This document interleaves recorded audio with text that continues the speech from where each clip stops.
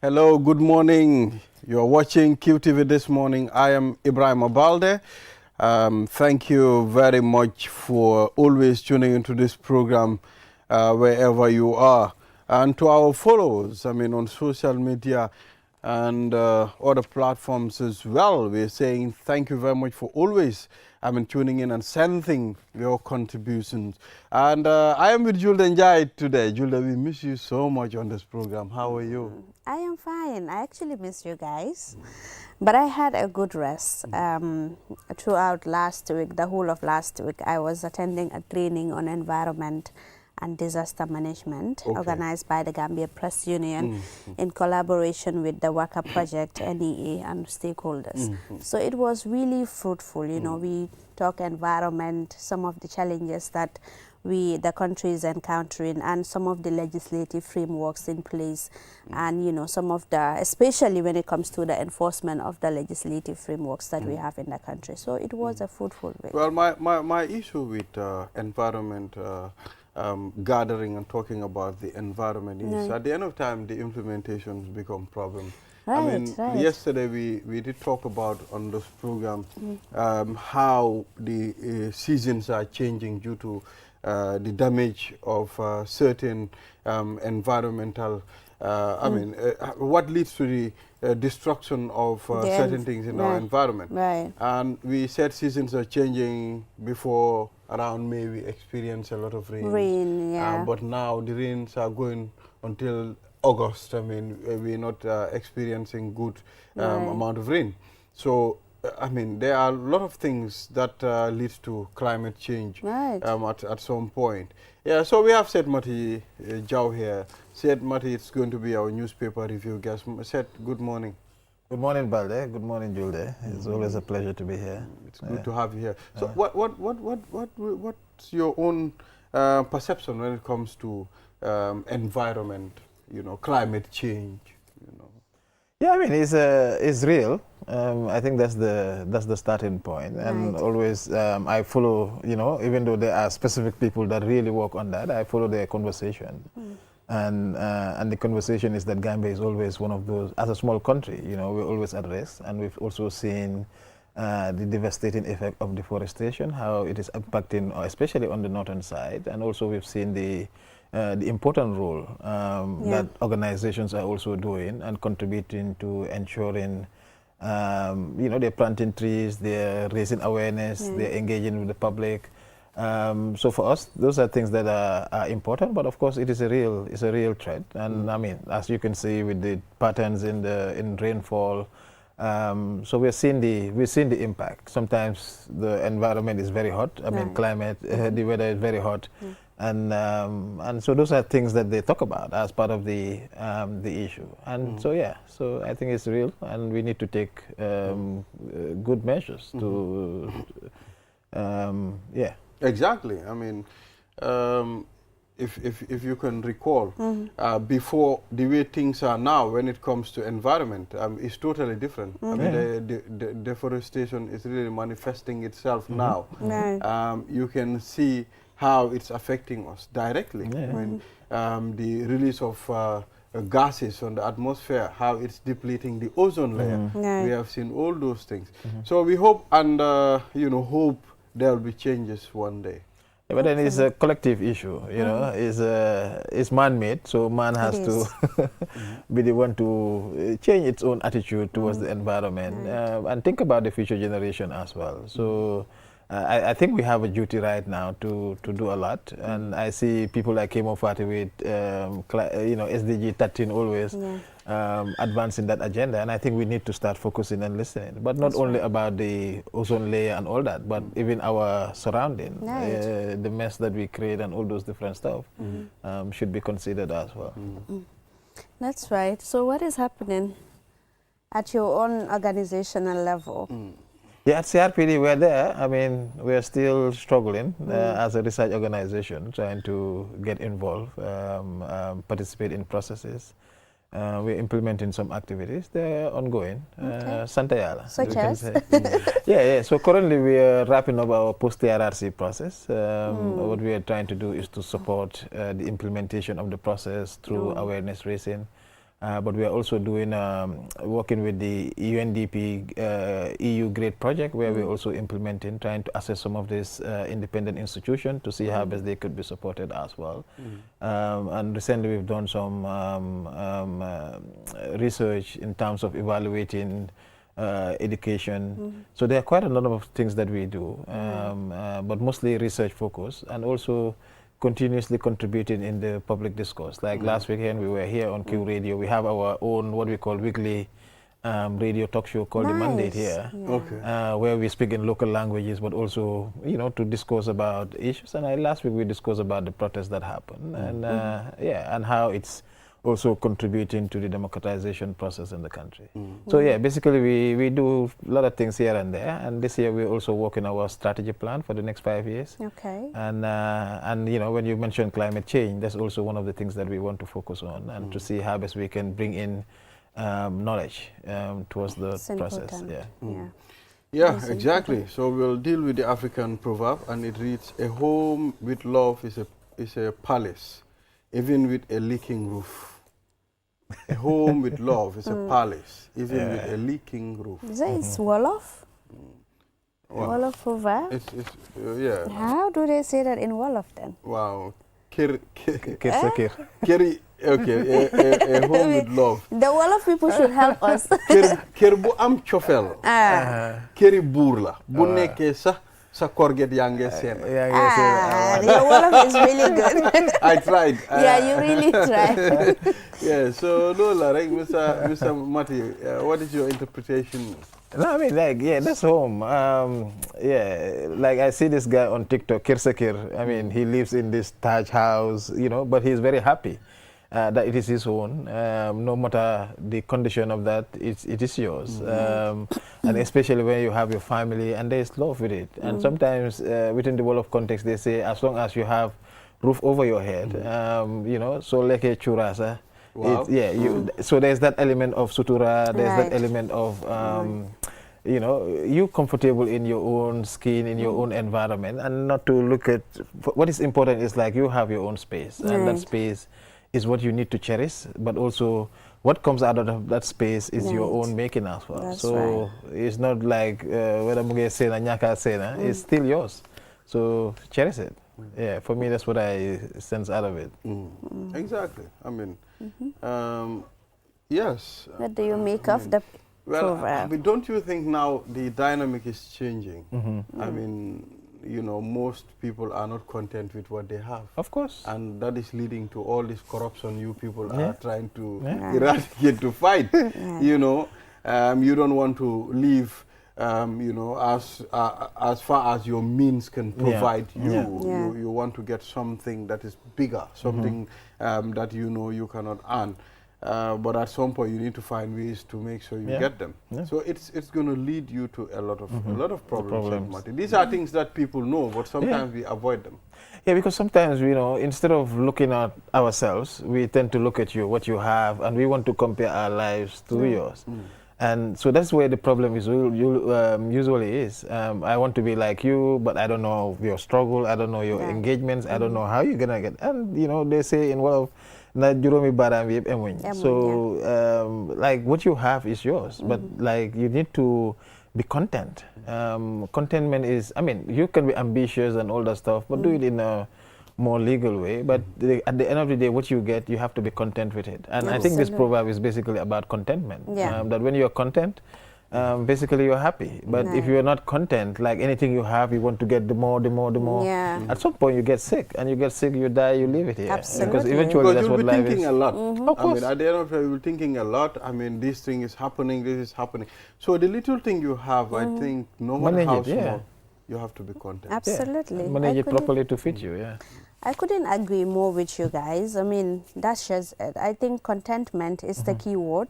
We've seen a lot of people who are rich, but again, they're depressed, they're not happy. And then people like you, they'll be asking, what is wrong with this person? Like, you have everything, but you're still not happy. So that goes to say that contentment is very, very important. valuing, loving, cherishing the little thing You that have, you yeah. have, and then living with it. And this proverb really reminds me recently, you know, we also went for a field trip at the Kotu stream, and we interviewed some residents who are living along the Kotu stream, and you know, every year floods upon flood, it is really affecting them, and the conditions at which in which they are living in is really dire. But again, when we interviewed these people, they were like, this is home for us. This is the place that we've known. Like for so many years, we lived here, we built memories, we have families. So it's not just about the building, but it's a home for us. So that goes to show, like, even without a roof or a leaking roof, you know, when a place is, you have memories, you have love, you find family, you have a lot of peace, you know, that really tends to be so valuable to you than a house that is really built of maybe with gold or diamond. And with a lot of problems as exactly, well. So with a lot of problems. Especially if you have a very understanding family, a very lovely family, you know, family, when I say understanding, anything you provide, they are cool with it, they are content with it, you know, your wife, your husband, you are all having that understanding. I mean, happiness is all about how content you people are, you know, not what you have outside. You can have all the cars, you can have all the houses, and you are not happy, you are not content. Because happiness is like your self-creation. I mean, of course, we say the purpose of life is to be happy. But what is that happiness? If it is external, it has to be within internal. It's the peace of mind, like you mentioned. But above all, it's been content. And for us, culturally and religiously, I mean, that's part of the way that we are brought up. And I think the generational differences sometimes make people to do things in a fast way, want fast things. And sometimes fast things can get you off road. So sometimes, you know, you just especially the Gen Z. I mean, because they feel like, I don't know, sometimes like we want to race against time or something. But time comes with its, with its own challenges and all those different stuff. So you just have to build things and be comfortable. For me, like, that's why I love this country. I mean, I'm at home, I can do my little stuff. If I get my little things, it's okay. I mean, but one has to be ambitious, but you have to work for that. And in that process, also be okay with what you have. That's right. Yeah. That's true. Yeah, so at this point, we'll take a short break. And after the break, then we will look into the newspapers. We'll be back after the break. Q Money and Orange Money has just made money transfer easier. Now you can send money from Gambia to Senegal directly from your Q Money wallet. So what are you waiting for? Get your Q Money account now and start sending money to your friends and families through Orange Money in Senegal now. For more information, call our customer care on 133. Q Money, Sunu Kalpe. Terms and conditions apply. Welcome to IHT Gambia, your gateway to world-class IT education and hands-on training. At IHT, choose from diploma programs tailored to today's in-demand tech fields, introduction to IT, database administration with data analytics, advanced software development, cybersecurity, multimedia, graphic design and digital marketing. AI and machine learning, Cisco Certified Network Associate, CCNA, Master Industry Leading Tools and Mitoma. First time cross, really threatening, and it's dropped for Minte, rifled in! Did you know you can buy cash power using Q Money Wallet absolutely free up to $30,000 Cs? Use our app or dial 323# and select Q Power.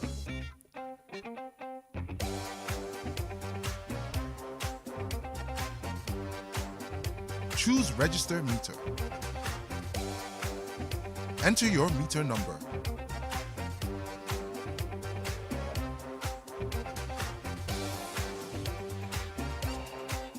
Dial *323# and follow these simple steps.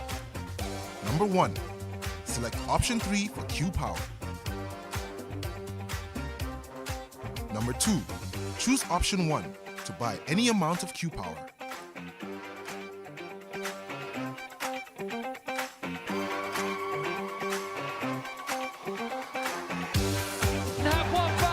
Enjoy free QCell airtime every time you cash in to purchase Q Power.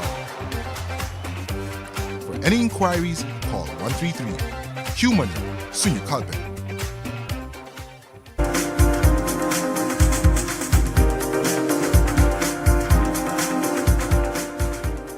You're watching QTV this morning. I am Ibrahim Abalde.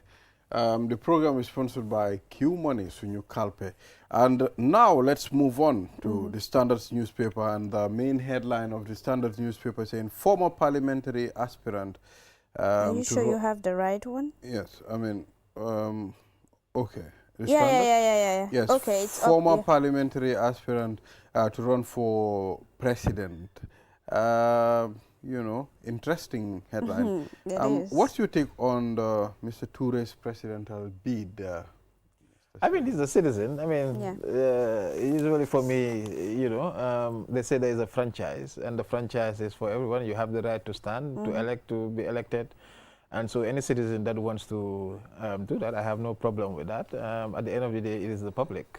It's the citizens, other citizens that will also give the mandate in terms of whether they want you or don't want you. And so usually for me, I mean, as many people can aspire and they want that, but eventually it is the people that decide. Yeah.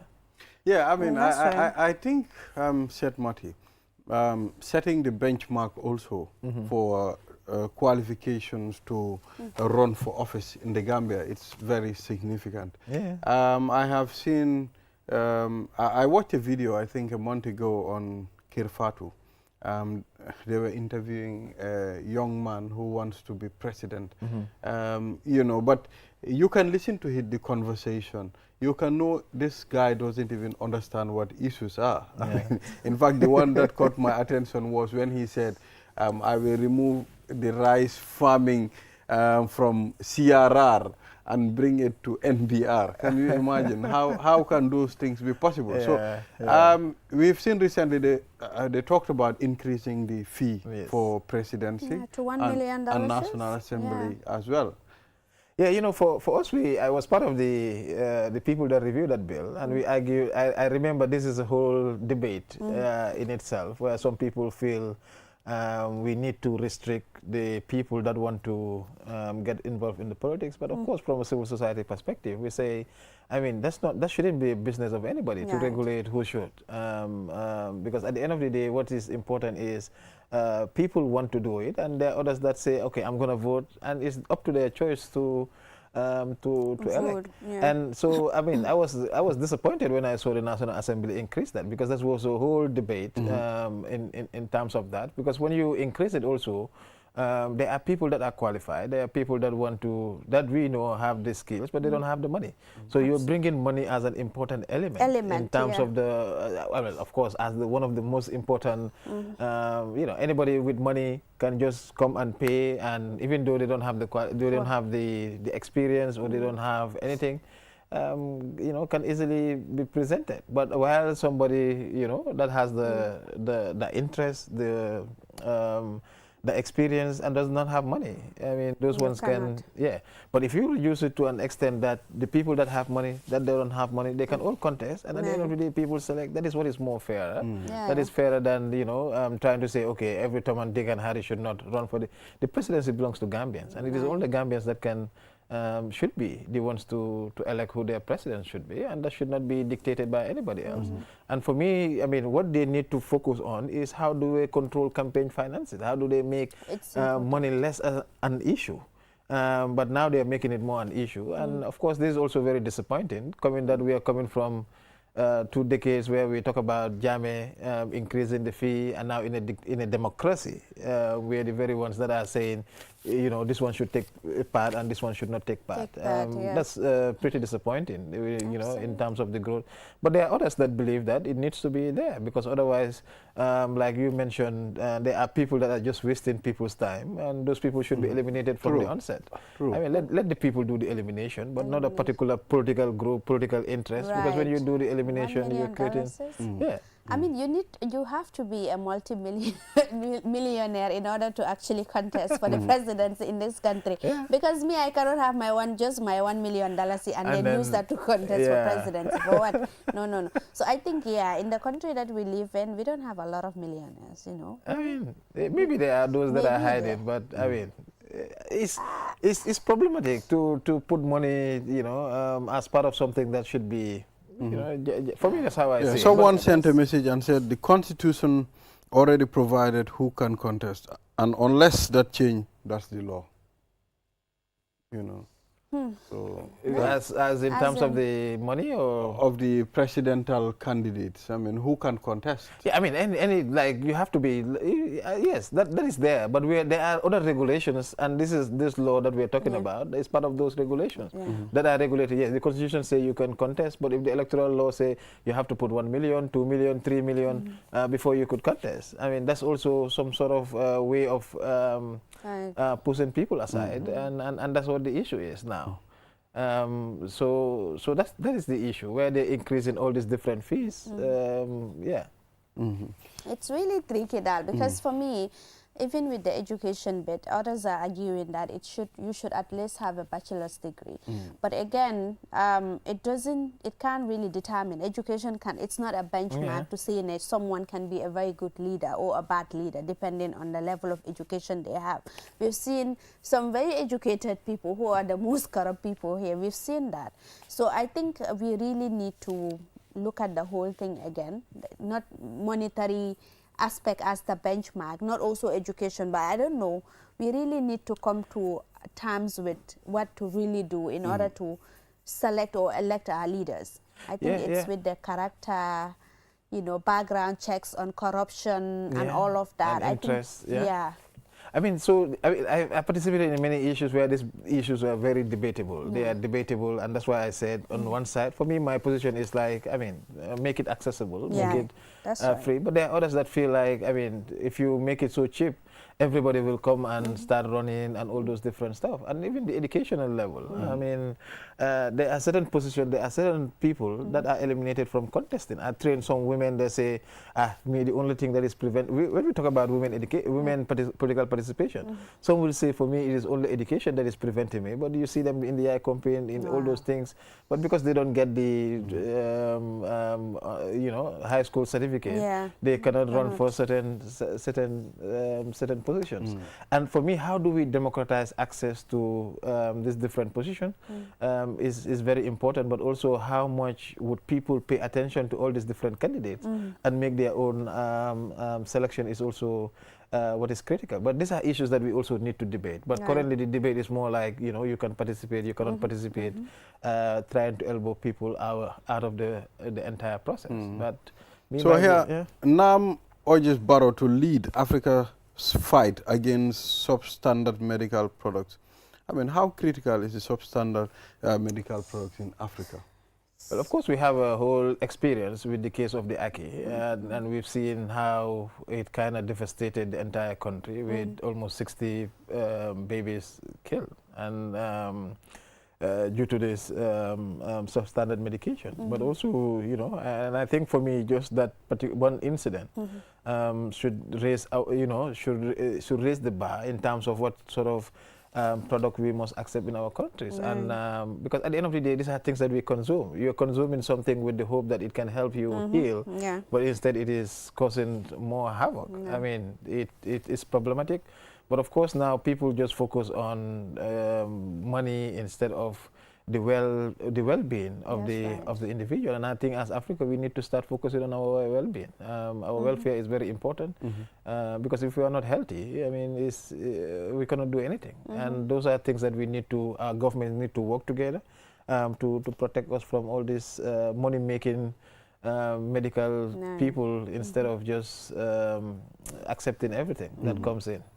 Absolutely. And we've seen a lot of substandard products in the market. If you go some even have expired, but they're still in use, they're still in circulation in our market. So I think that is something very, very important. Because they always think like Africa is a dumping ground, so we can dump anything, and it's not about the expenses, because sometimes if you want quality, you have to pay extra as well. Right. But for me, you know, those are things that they need to look into to ensure. And we start looking inward. How do we generate and make our own quality medicine? But not everything we import, because some people are there. They just want to dump something here, and then people will say, oh, it's cheap, let's just go and buy it. And you don't know, you know, one thing is cheap, but the havoc it can cause on you, it could be multiple. Exactly. But can President Barrow lead this fight effectively? President Barrow can lead everything he wants to lead. He has a whole first-hand experience in his own country, and yeah, I think it's a possibility. Sometimes you make an issue personal, and you know, you mobilize, you lobby around, and then you put that. He can even organize a conference here and bring people, because that's how things start. You raise an issue, you invite others, and then you discuss about it. Not necessarily that you have to do it everywhere, but you just kickstart the conversation. And that's how we make human rights an issue in this country during the Jawara days. And that's why we have the African Commission here.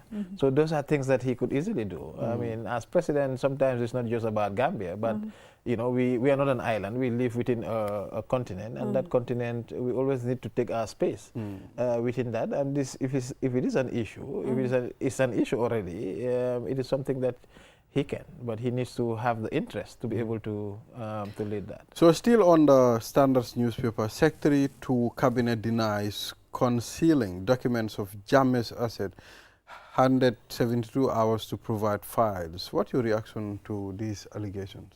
Yeah, I think, I mean, for me, I think the conversation was that they were missing documents, that they could not find it. But, I mean, it speaks volume to, at that level, you know, at that level of government, you come before a commission, parliamentary inquiry, and you tell them you cannot find, you know, find documents. You know, it's, for me, it raises big concerns. And I think the position that the committee take, that should be what is followed. And the committee, I think, even mentioned that they have access to some of this, so they have to produce it. And it doesn't tell well at the cabinet level that you can miss. I wanted to say, how is this going to, I mean, public trust at some point? Yes. I mean, sometimes, you know, these are the small things that you feel, oh, we missed the documents. Like, it kind of erodes public trust. It does. You know, like, documentation is one important aspect that has to be done always in this country. Because even if you leave for reasons like this, you know, one has to be careful on that. But at the level of the cabinet, you're telling people that you're missing documents. I mean, that doesn't tell well. Or saying it is a classified information. I think yesterday they had the issue, even with the NAM for Janjambure, was like, how is this a confidential information when it is already everywhere? You know, everywhere at the Jani Commission and all the other places. So it can be really classified as a, you know, private information. So I think it's important. There should be regulatory frameworks, again, to say this is confidential and this is for public use. But parliamentary inquiry is the public holding people accountable. So it is, I mean, things could be confidential as long as it doesn't have a life and death issue or at some security implication. But something that everybody is talking about, you know, confidentiality, for me, I don't see it in that in that light. But it has to be. This is the people. The committee is there for the people, and Parliament is the responsibility of Parliament to have an oversight of the executive, and that's what they're supposed to be doing. And so the executive cannot come and say confidential. What confidential when it comes to the Parliament? You know, Parliament should know certain things, and if not all things, and that's why they have parliamentary committee, and those are things that they need to do. Yeah, there are things that shouldn't be confidential. As far as the Parliament, I mean, needs it. So, I mean, Gambia to renegotiate fishing agreement with EU. Very important. I think quite a lot of advocates and activists have argued that the deal wasn't good, and so it's good that they're renegotiating that, because we also need to know that our ocean, our resources are ours, and that we need to start thinking business and not just things that we can. I mean, otherwise we just rely on taxation. Taxation cannot move anything in this country, so we need to start tapping into our resources. I don't know if people are aware or not. I mean, there are people that are given the license to be able to fish in our waters. I mean, you can see some of them. If you go to a fishing village like Tanje, you can see some of the trailers. trailers that they use for fishing, you know. And most of the time, if it's not regulated, it will end up affecting, I mean, our fishing industry as well. So renegotiating, I think it's a good thing. No, it's a good deal. I mean, for me, I always talk about two things, that government must always think about how to make money and how to spend money. And spending money is the redistribution, but how to make money. Here we always say we are a tax-dependent economy when you have 80 kilometers of your coastline, which is a natural. God did not make any country poor or any territory poor. And our resources also, if you look at the river, you know, you have half of the country is divided by, you know, it's divided by water. So you have River Gambia, and then you have 80-kilometer coastline. And the coastline itself, for me, what comes from the ocean can really contribute immensely. But it requires, how do we harness that? And I'm happy to hear that they're also trying to establish maritime training institute here, where they're teaching people how to do fishing and all that. We need to invest in those kind of capacity issues. But for the meantime, if we don't have that, we need to regulate the system, but we also need to negotiate properly and also ensure that those that are doing illegal fishing, when they are caught, the real fines are given to them so that the country can make money. Otherwise, you know, people will just say it's a small country, you know, let's just go and exploit them, steal their resources, and then go. I mean, no country should allow anybody, no matter how the size, to allow anybody to come and steal your resources. For me, you know, when it comes to natural resource management, what is ours, and that's the way we need to do. But you know, the problem here, who is renegotiating? How are they going to renegotiate? The process, whether it's going to what is going to be the result after the yes, those are, but our government is the one. I mean, so the other issue is, can we push our government to negotiate what is in the best interest of the country? We know that we don't have we might not have the materials or the tools to, you know, do the fishing ourselves. And if the EU is interested, EU is our partner. I mean, so there are things that you could negotiate properly in terms of that. But last time, what they talk about is what people calculated and say that was not a good deal. So this time, they have learned the lessons. They have seen the public reaction. So when they go there, let them, you know, move at least to making a good deal, because that's usually what it is. This should be taken as a business, and that's what they need to discuss. So on the point, yeah, so quickly, we'll wrap on. ESA file hits at government for backing corruption with counter protests. Yeah, I mean, so for me, I listened to some of the NPP guys. I think it was Sela, I saw it on his post, and Balde, Demba Sabali, talking about, Ibrahim still actually said, and Demba Sabali also agreed with him. I mean, the issue is the people that were protesting, they were protesting against their government. This is NPP. Nobody protested against NPP. Of course, it's an NPP government. For me, I like to separate the political party and then the state. Of course, they can protest, and who they're going to give, they're going to hand over the petition and all those things to themselves. But it doesn't even tell well. Sometimes people see protest as a negative thing. But for us, as a democratic society, protest should be seen as a positive, it should be seen in positive light. It is contributing to the democratization process of this country. And this is what we are telling the entire world, that we are a democratic process. And, you know, our political party, one that is in government, coming and saying we are going to do counter-protest against corruption, the way people, as SFL is doing now, is just looking at it, oh, you are protesting in support of corruption. And so, one, that is affecting your own fight against corruption. But secondly, you are saying, like, you know, one can do anything that they want, and the party would be seen in that light. And so I think sometimes they need to be more positive, you know, in the sense that when people protest, it's not entirely that they are anti-government, they want government to go down. But what we do in terms of the media, in terms of everything else, could be seen from that point of view. You criticize with the aim of making it better. And young people want to raise issues, so they raise issue. And I did not see any party colors in that protest. The only flag that I see, it's the Gambian flag. So yeah, they're politicizing. They're politicizing the whole issue of corruption. And when you politicize the whole issue of corruption, it comes back to you. It says that you are the party that is supporting corruption. And so what they need to do is to say, okay, citizens raise their issue. As a government, we accept it. Nothing to do with the political party, because no party was given a petition, no party was called in. So let the government deal with it. And government is already dealing with some of those issues. And we've seen the way the police handled the whole protest, unlike the other previous. And people are celebrating that this is democracy in Gambia. And now you're adding adding, like, you know, you're trying to distract people from the realities and the growth that's been registered. For me, these comments, I just see them as something that is unfortunate, and it come at a very bad time. Exactly. So we've almost exhausted the time, but this is a must read, you know, message sent to me. For foreign fishing vessels seeking a license to operate in the Gambia waters, here is the current fee structure according to the Ministry of Fisheries and Water Resources. Foreign fishing vessels license fee per GT per annum. Fish and shallow port trawlers, I mean, 9,750. Swim trawlers and 12,188. Sinus pelagic trawlers, 4,875. Dollars? Yes, dollars.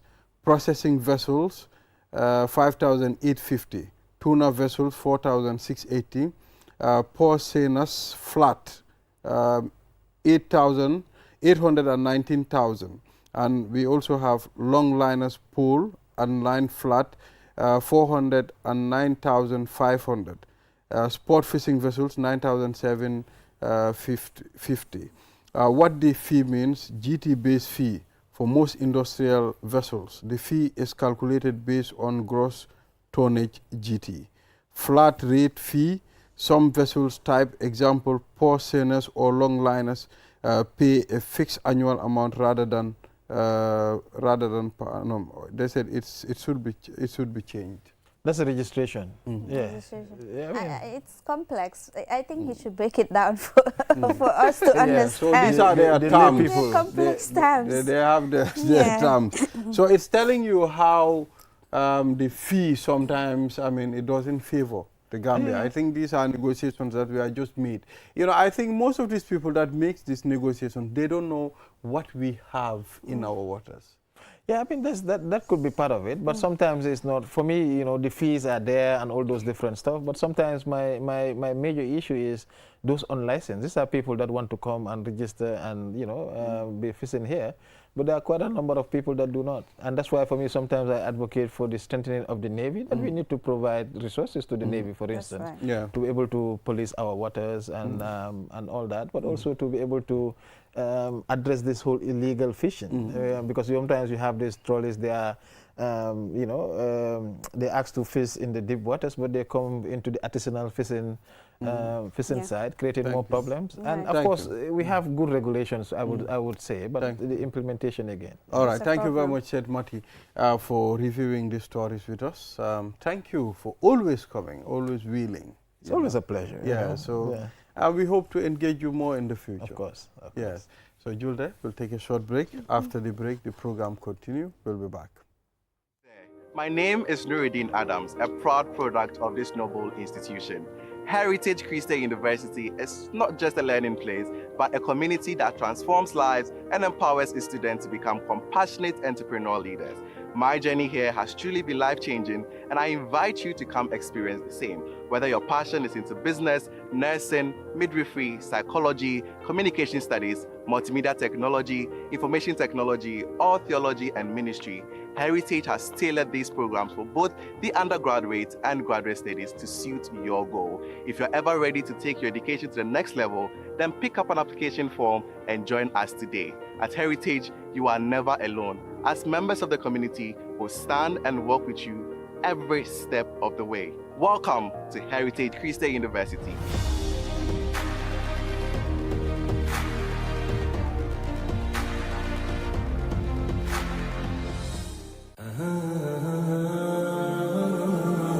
Do your banking the smart way with the new Ajib Bank mobile app. Transfer money to any bank account in the Gambia. Top up airtime for all networks. Pay utility bills. Check your account balance and view mini statements. Request for ATM cards. Request for checkbooks and more in a single touch. So, do your banking in a smart way. Do your banking now with Ajib Bank mobile app. Every time is banking time. Ajib Bank, your investment partner.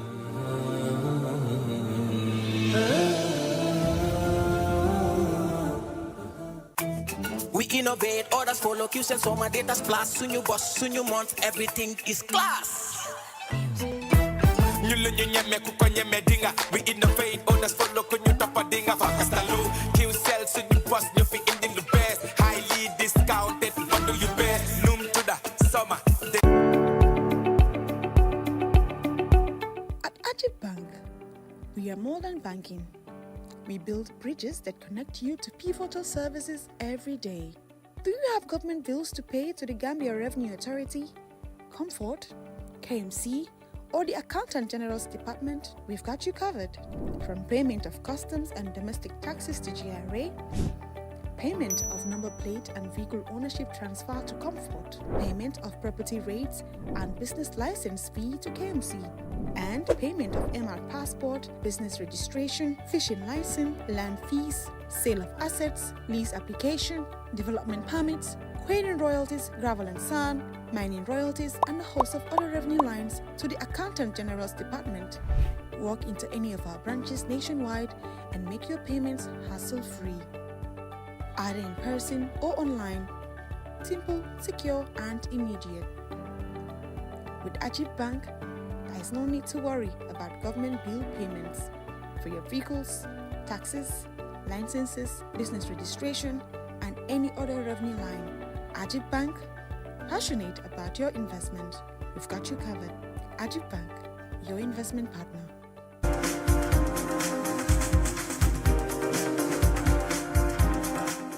Welcome back. You're watching QTV this morning. I am Ibrahim Abalde. Now let's move on to the third segment of this program. Be reminded this program is sponsored by Q Money Sunyu Kalpe, the most reliable mobile wallet in the Gambia. Yeah, so let's talk about research, prevention, and impact. You know, we have the MRC, American Research Council, Gambia. We have Kitabu Jame, research clinician, and at MRC, and of course we have Alassane Drame, public engagement officer. Gentlemen, it's good to have you on this program. Thank you for having us. Yes. By the way, you two look great, huh? The African attire, I love it, and my brother too is looking good. Yeah, so who is Kitabu? I am Kitabu Jame. Dr. Jame. And Alassane. All right, so it's important for us to engage you on this topic. But first, let's start with Alassane. I mean, what type of research does MRC Gambia conduct? Yes, my name is Alassane Drame, of MRC Gambia, and thank you for having us here today. MRC Unit Gambia has been working in the Gambia for the past almost 80 years.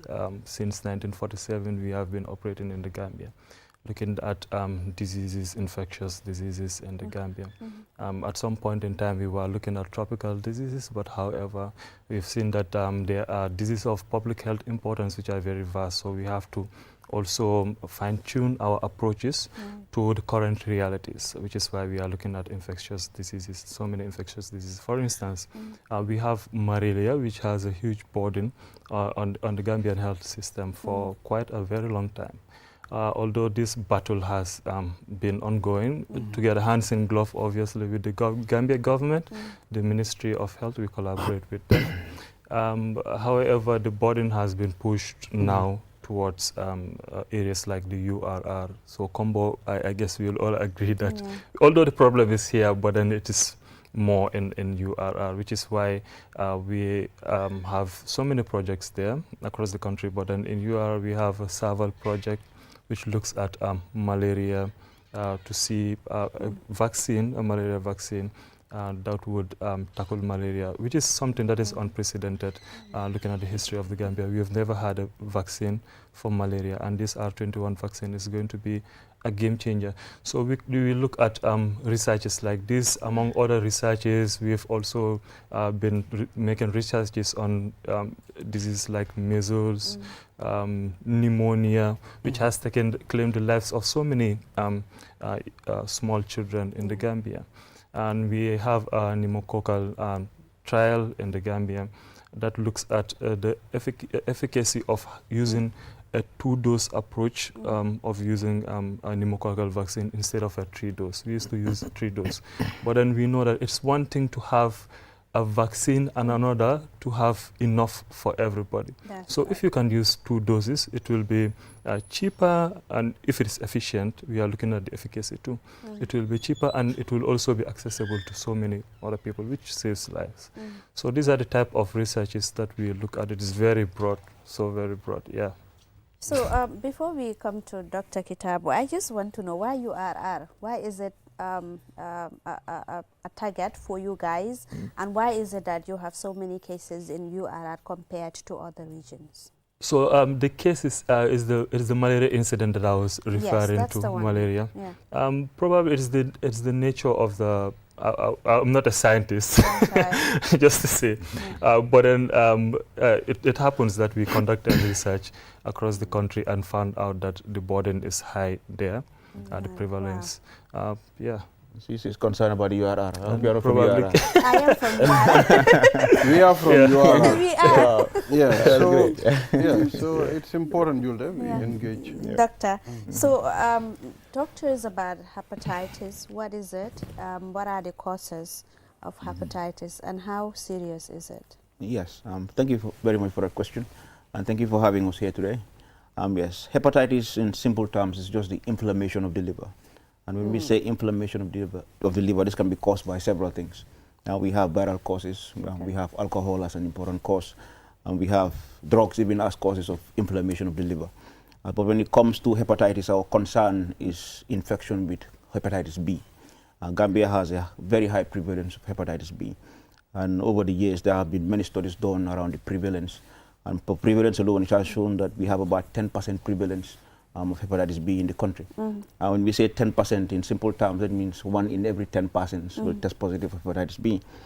So to keep that even more simple, or to make it more understandable, if you have a football team, exclude the goalkeeper, that means if you screen all the 10 players on the pitch, 1 person will test positive for hepatitis B. So we have a very scary high prevalence of hepatitis B. So it is very common, and the challenges with hepatitis B is once the infection becomes chronic, there is the propensity to develop complications like liver cirrhosis and even liver cancer. So when you take a look at Gambian men as an example, the most common cancer amongst Gambian men is liver cancer. And the culprit or the cause of this liver cancer among Gambian men is the hepatitis B virus. So that's why when it comes to hepatitis B, it is the most prevalent infectious disease in the country. When we say HIV, people can get scared. HIV. But we have a high burden of hepatitis B, and the complications and the problems are as many. So this is the challenge. So I want you to help us understand the different types we have. Do we what type? Because you're talking about B. Yes. Is another letter also there? Yes, that's a good one. Because we have 5 types of hepatitis viruses. We have hepatitis A, B, C, D, up to E. So when we talk about hepatitis A and E, they are usually present as acute infections of fecal-oral origin. So usually when people have hepatitis A or E infections, they have diarrheal diseases, which are short-lasting, and then they go away quickly. But when it comes to hepatitis B and even C, this can progress into chronic conditions. Gambia, we are most concerned about B because it is more prevalent than C. And in countries like Egypt, you have hepatitis C being more prevalent than all the other forms. Now, which one is more deadly? C is more virulent because the end result for both B and C is liver cancer and liver cirrhosis. But for us, we have a higher prevalence of hepatitis B. And B2, if not detected on time, can also progress to the same complications as C. And the good thing about C is that we have a cure for C. And hepatitis B, we do not have a cure. So we have vaccines available. For a country like the Gambia, we've been vaccinating against hepatitis B since February 1990. And it's ongoing for a long time. But we have challenges also around this vaccination, which is why we're unable to reach our targets, or this WHO set targets. So for B, that's the main challenge. We have D also, which usually comes as a parasite to hepatitis B. And you cannot have hepatitis D infection in the absence of a hepatitis B infection. So these are the main types we have. So who are the target? Who are you really targeting when you're conducting these vaccinations? Yes, for vaccinations, it is children we are targeting. And there's a rationale behind targeting children. Because when it comes to the spread of the hepatitis B infection, the most important means of transmission for us is mother-to-child transmission. Over 90% of cases are all transmitted via the vertical route, which is mother-to-child. So once you identify this, because several studies have been done in the past which have identified this as the most important means of transmission, so you have to break that chain. So which is why when the vaccine trials were conducted in the Gambia in the 1980s and they were found to be effective, the EPI program quickly accepted it and vaccination was rolled out across the country. So this is progressing. So you want to protect the children. If you protect the children, they will not catch the infection from their parents, and then you have a population that will grow hepatitis B free. And this is the objective behind targeting children. So what are the signs and symptoms that one should look out for? Yes, for hepatitis B, similar to what we say about HIV, it can be asymptomatic. So somebody can have an acute infection, which will just present with some changes. Maybe there's some fever, there's some mild abdominal pain, which for a few days and will go away. That is just the acute hepatitis B infection. But what will happen or what will follow that is the asymptomatic phase, wherein somebody can be asymptomatic for decades. So by the time you start presenting with symptoms, damage has already been done, because the infection, when it passes from an acute phase and it becomes a chronic infection, it goes through phases. There are several phases, up to 4 phases. And each of these phases, there are damages done to the liver, because viral replication continues, fibrosis in the liver sets in, and if this is not detected on time, can progress to cirrhosis. So this is the complication that happens inside the liver. But what happens on the outside, or what we see as the signs and the symptoms, the person can present with abdominal pain, there can be abdominal distension, there can be yellowing of the eyes, jaundice. And Gambia, we've realized this in our clinical setups. Once somebody has abdominal swelling, has yellowing of the eyes, they will just say, maybe I don't worry, the person was given something to eat, something happened. But which is not the case. The person, in reality, if history is taken and if investigations are done, we realize that this person had been carrying the hepatitis B virus since childhood. So it's like it's going on, causing damage gradually, till I have seen cases where like people that. have those issues, and when it started manifesting, that's the time they realized, okay, we should go to hospital. And when they took the person to hospital, they realized it's an internal problem. Yes. You understand? I don't want to mention the whole thing before it might feel like I'm revealing it on TV. But a condition happened like that, and they were thinking, okay, it's more of a witchcraft thing or something. Yes. You know, yes. so No, we see that quite often, because people will come, the family will think somebody gave him something to eat, or it's a witchcraft thing, or something. On the other side, when on the whole it's been an infection the person has been carrying, because we have a very high national prevalence. So let's come back to Al Hassan. Yes. Talk to us about the impact of the MRC's interventions over the years. Over the years, we have a huge impact, because the clinical trials that we have been conducting over the past almost 80 years has been feeding into national policies and even global policies, not only the Gambian government, but also the World Health Organizations.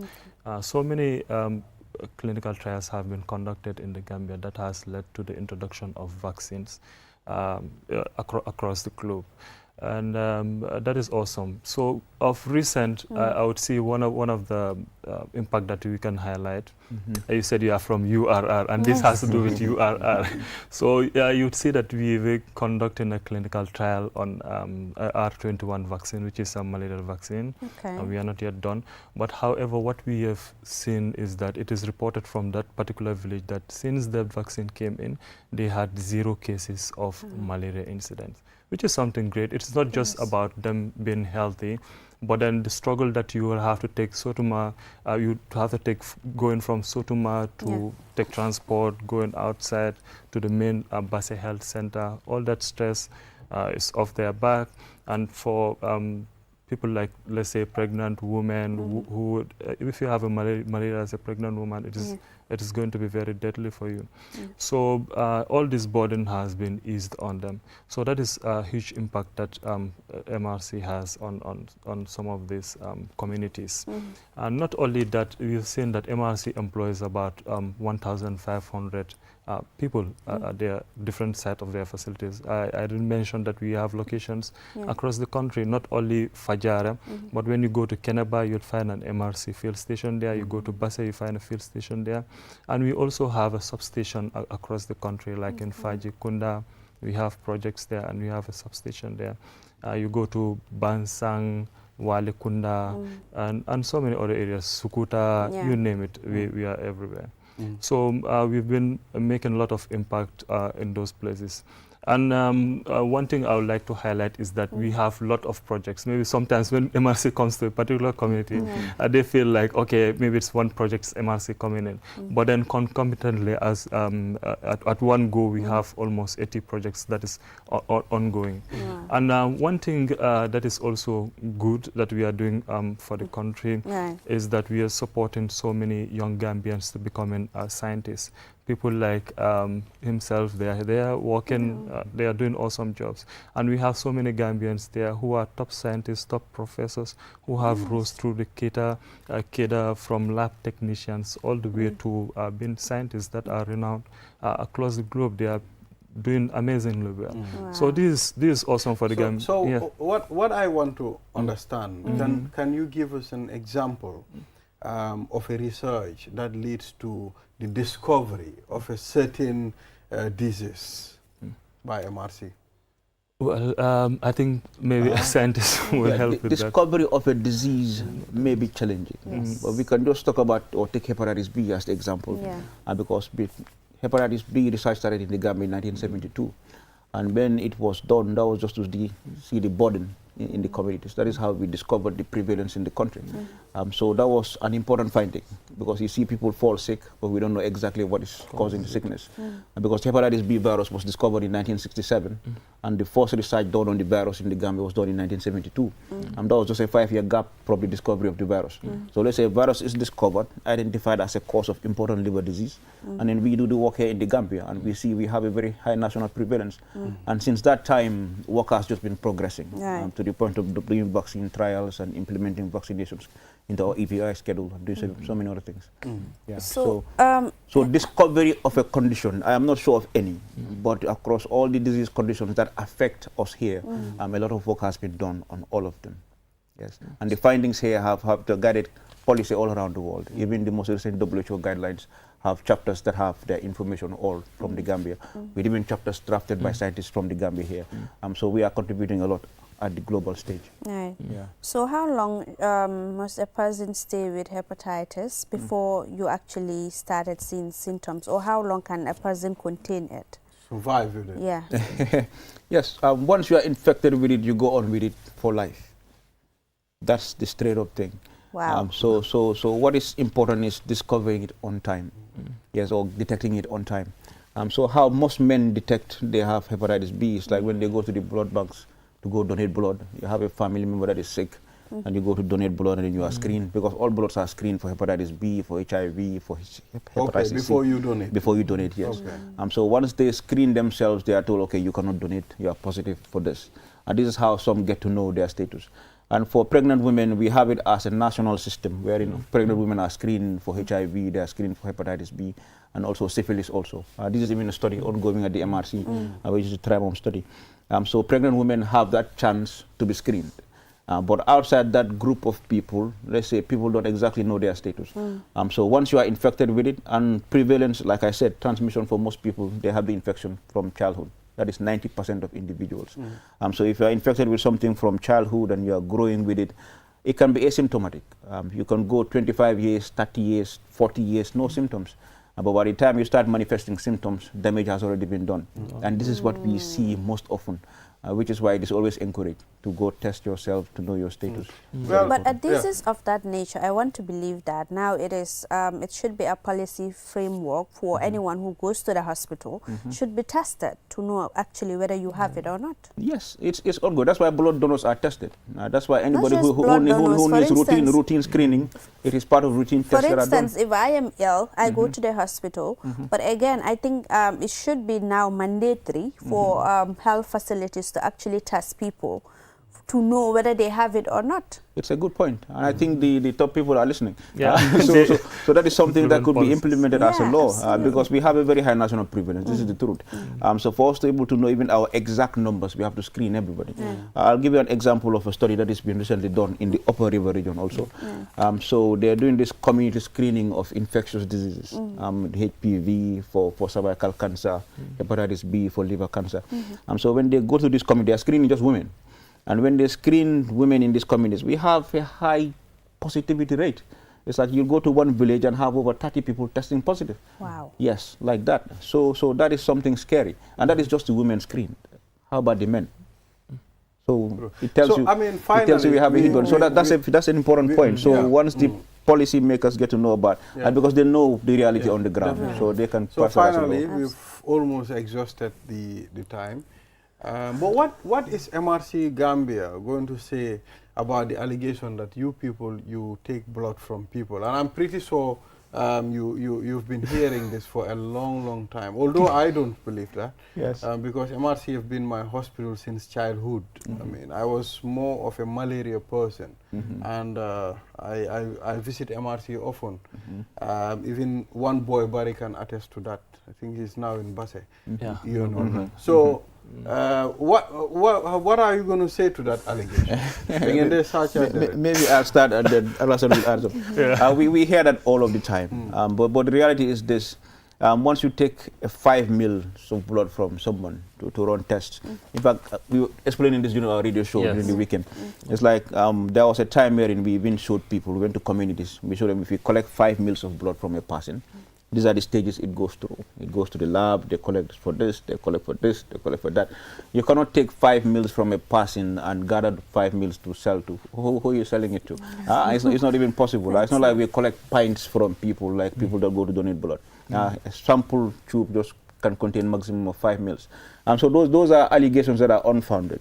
In reality, the amount of blood taken from people is not even sufficient for anything. And you cannot collect blood from him, from her, and from me, and mix it. That would be crazy. That is unthinkable. In fact, the blood groups are not the same to do that. So those are things that are misconceptions. Blood is not taken from people to be sold or to be done for anything. So what is MRC doing to clear that? To clear that. In fact, what happens when we go to all the sites, because what happens before anybody is enrolled into a study, the study is explained to you in detail, the blood, what is going to be collected for is explained to you in detail. And if you agree, this is when people join studies. It's like there's this informed consent. If you say, no, I'm not okay with you collecting 5 mils from me for this and this, it's fine, you don't join the study. So we try to clarify that at all the clinic sites, at all the study sites. There is always this public engagement and talk around what we do the blood for, what we use the blood for. Yes, so most of the we believe they are being cleared, because, but you have sometimes very dangam people in the community that will have their own dangam thoughts and then want to spread it, and people listen sometimes, but this is far from the reality. It is. I mean, a research institution, obviously, you are expected to collect blood and then... So, you want to add on to that? Yeah, I think it was during the time that people were not used to, taking blood samples. But now I think across all health facilities, when you go there, they will refer you to the lab to know exactly what is wrong with you. So that is something that people should understand. And like he rightly alluded, we have different blood groups. You don't just mix blood groups and then combine it and sell it. It doesn't work like that. Yeah, so, I know it's my full uncles that would like to buy blood, but there's no blood available for sale anywhere in the Gambia. And for our researchers, before they come into the country, before they are rolled out, we have a joint government and MRC ethics committee that sits and ensure that this research that is going to be conducted doesn't harm anybody before the research comes into play. So it goes through a very tedious and long process of screening before we roll out researches. So I think most people don't understand MRC is a research institution. You think it's side by side. I mean, they provide other medical assistance as well. But more of a research institution, this is expected of the institution. So finally, Al-Hassan, as a public engagement officer, how has it been, people's perception, especially with, MRC, you're in line with your work? Are they really welcoming, or are they really hesitant, especially when it comes to vaccination? Yes, vaccine hesitancy is an issue across the globe, and I think Gambia is not an exception for this case. But we really want to thank the Gambian community for welcoming us with the work that we are doing. They have done tremendously well. Although we still have some cases of people having this misconception, but it's because we all hail from different communities and we have different understanding.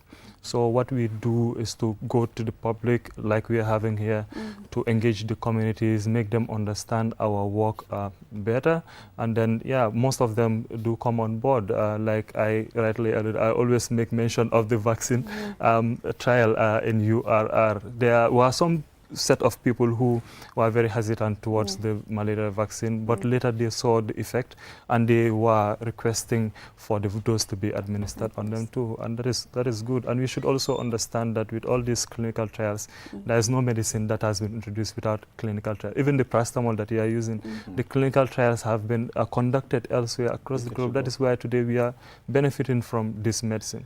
So it is in the same vein that we are having this, and vaccines might be very useful in other countries because they have different settings, different temperatures. But before we have vaccines introduced in the Gambia too, we have to conduct clinical trials to ensure that it really works in the Gambia as effectively as it works in other countries. What works well in America may not work well in the Gambia because of the different temperature we have.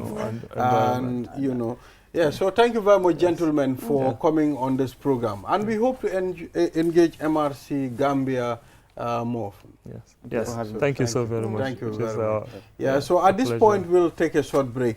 After the break, then we will engage the Gambia Supreme Islamic Council and Saudi Ministry launched training for imams and scholars. And Demba Jallo will be here, and we're going to talk about this. So we'll be right back after the break.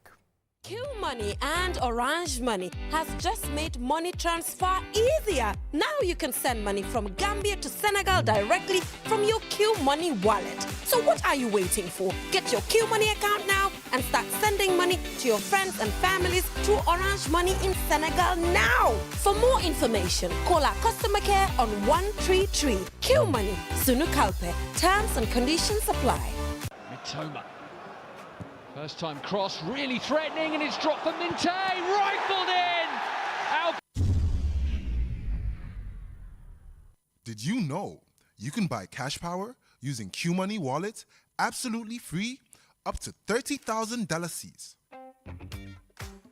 Use our app or dial 323# and select Q Power.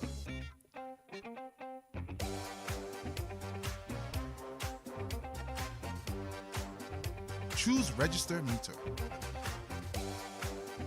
Enter your meter number.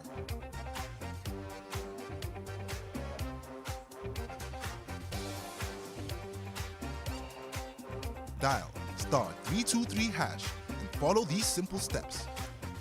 Number 1, select option 3 for Q Power. Number 2, choose option 1 to buy any amount of Q Power.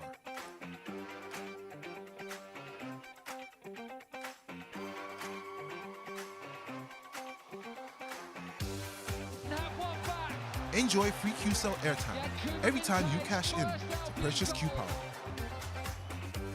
For any inquiries, call 133. Q Money, Sunyu Kalbe. QCell, the fastest growing network in the Gambia, now presents to you the eSIM. QCell's eSIM allows you to electronically scan a code and join the world of digital SIM cards. Customers with physical SIMs can easily switch to the eSIM as well. So rush now and get connected with an eSIM and start using the latest mobile technology with your trusted GSM operator.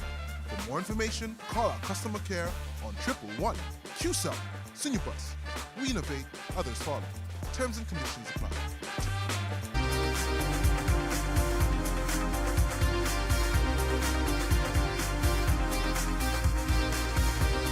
Action, we're rolling. So welcome back. You're watching QTV this morning. I am Ibrahim Abalde. Thank you very much for always willing to follow this program. Julia, we have one of our followers who sent a message on the page. Can you recall his name again? Us friend Camera. Yes. Actually, he's a regular follower of QTV this morning. He keeps watching. So yeah, we said hello to you. Hello, and thank good you morning. Thank you for thank following. You for Please follow, Yeah. and you can share the link as well. Absolutely. So now let's move on to Gambia Supreme Islamic Council and Saudi Ministry launch training for imams and scholars. Demba Jallow ñu ngi la dalal ci programme bi.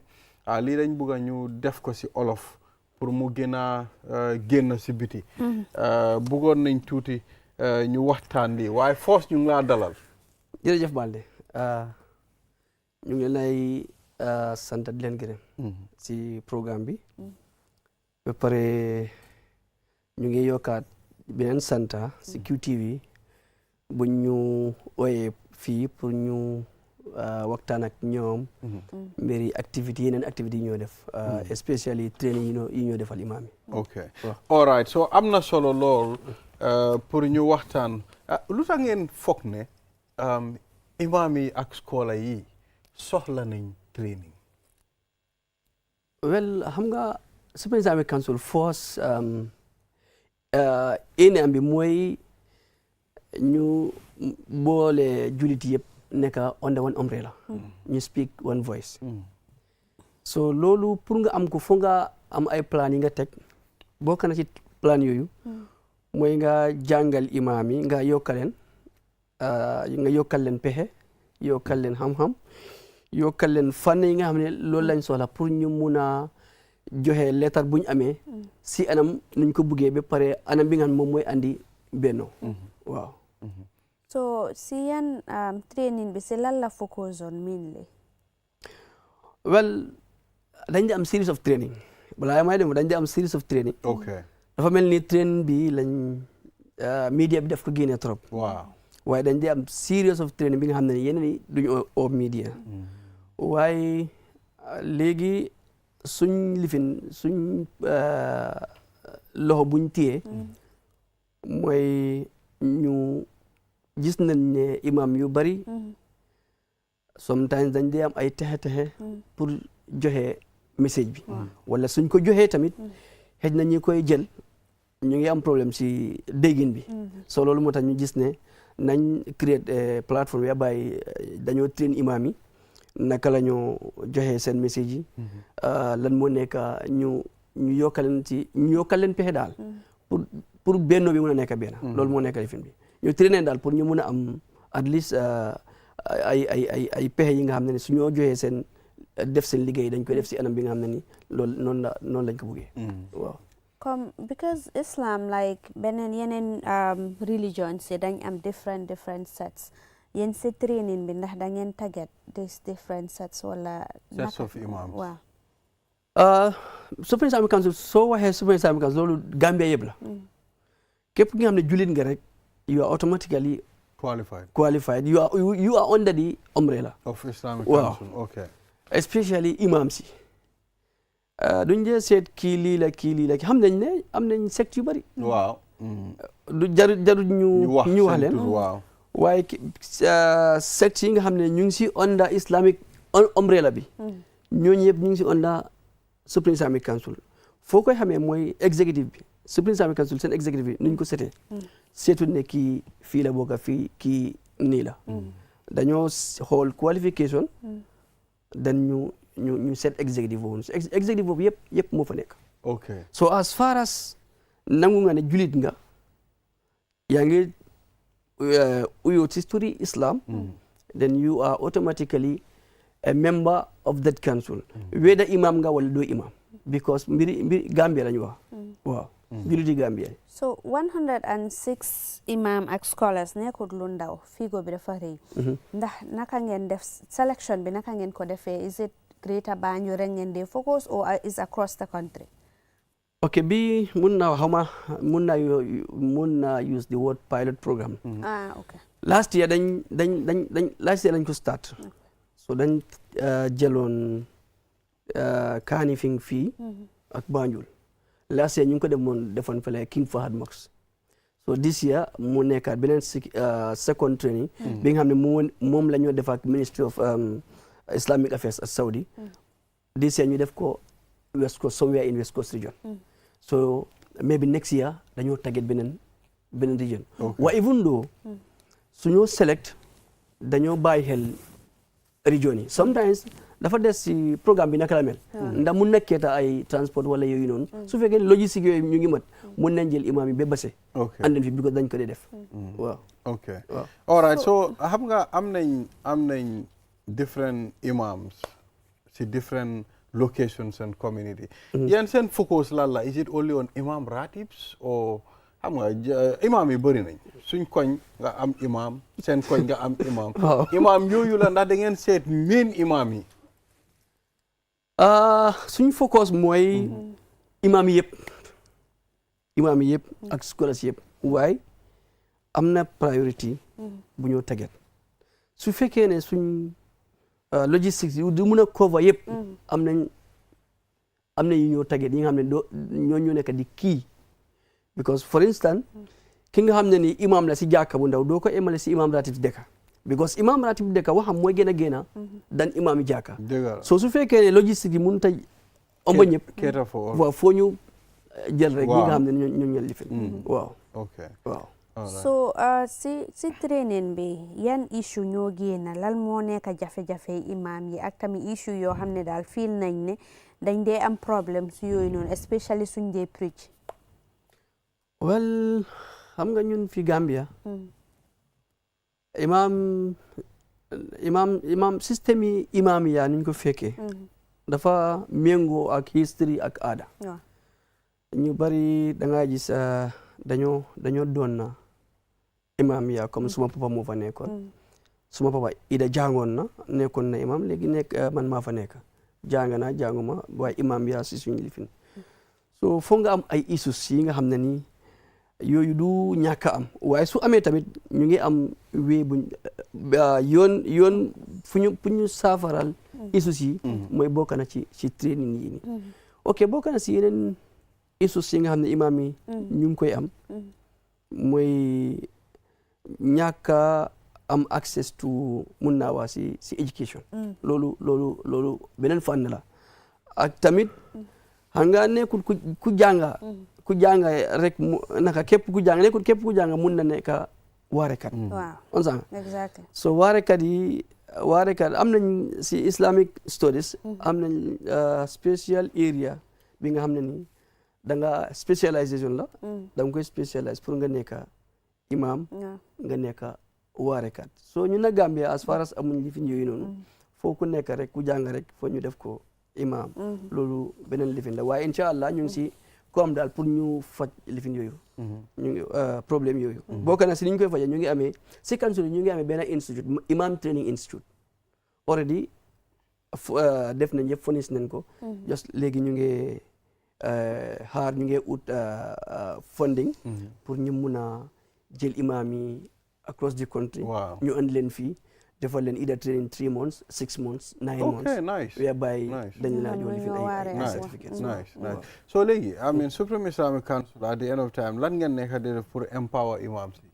I mean jàppale leen because tey da ngaa gis ne suñ xew yi yëpp imam yi la programme bu xew imam mooy jiite dëj imam mooy julil kii ngente fële xam nga uti jabar kële understand so lan bat empowerment ngeen am pour jàppale leen ñoom tam pour seen dunda bi mun a yomba ñuy am ay lifin yu bari waaye currently def ne nii nga xam am na yu ñu defoon amoon na fi ay at yi nga xam ne dañ leen doon oo suñu yeneen partenaire dañ doon jox every imam $15,000 okay every month no not every month but at least every year amoon nañ beneen programme tam whereby dañ jëndoon comme lifin tricycle yi nii waaw ñu jox ko ay imam ci dëkk so boobu tamit amoon na lifin boobu noonu waaye fu mu nekk ni bi nga xam ne nii boobu mu nekk sustainable wala ci boobu lañ nekk moom mu nekk lu ñuy wax endowment mooy waqf programme already dem nañ luñ def nañ jël nañ si jéego bu bari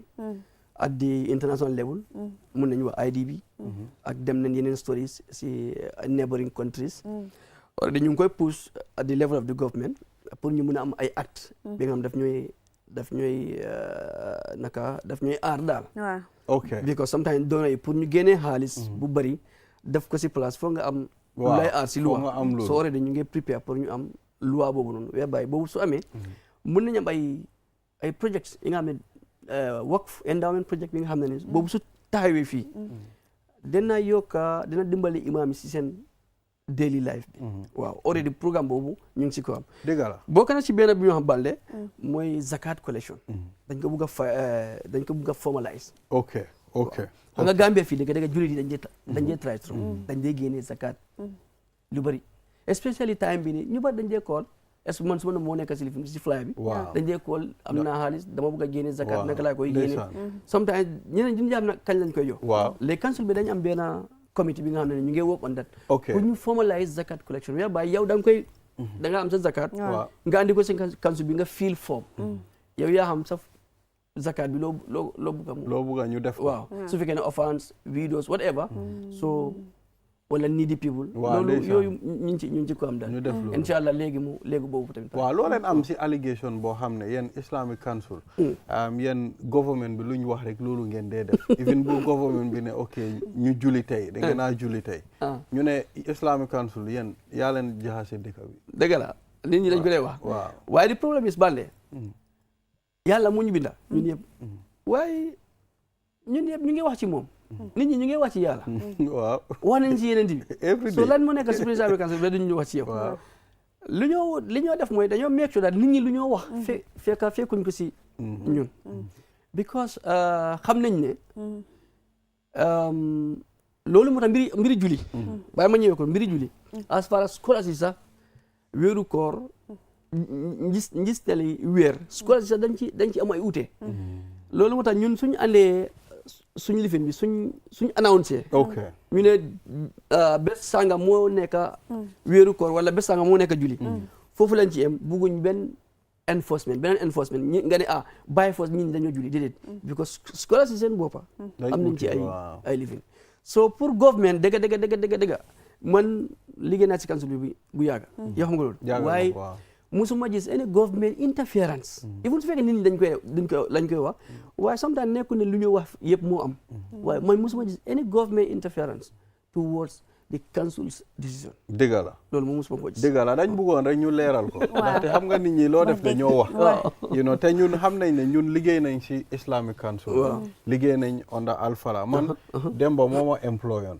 under Alfala radio maa roon Alfala suma boss la ba léegi suma boss la moom moo ma employé dama dem wone suma intérêt mu jël ma foofu ak foofu you understand so I know how they work I know their procedures so Demba thank you very much for coming on the program we hope to engage the Islamic Council more often although da ngeen dee busy trop yow soo demee sa office dama dee gis nit ñi dugg a génn sometimes pour ma waxaa yow sax c'est problème anyway dëgg dañoo kontaan trop pour ñu am media bi façon yu mel nii because yu bari ok ñun suñ police bi mooy dañoo def rek bëgguñ daal lu ñoo def mu génn si biti loolu moo nekkoon suñ waaye dañ gis ne léegi dañ ko war a change loolu moo tax ñu am media team suñ able boss bi mooy Tunkara mu nekk chairman of that media gaa yi ngay try top léegi loolu moo tax yeneen activités yeneen koy gis si biti waaye su loolu kay ñun dañoo def rek duñ dee involve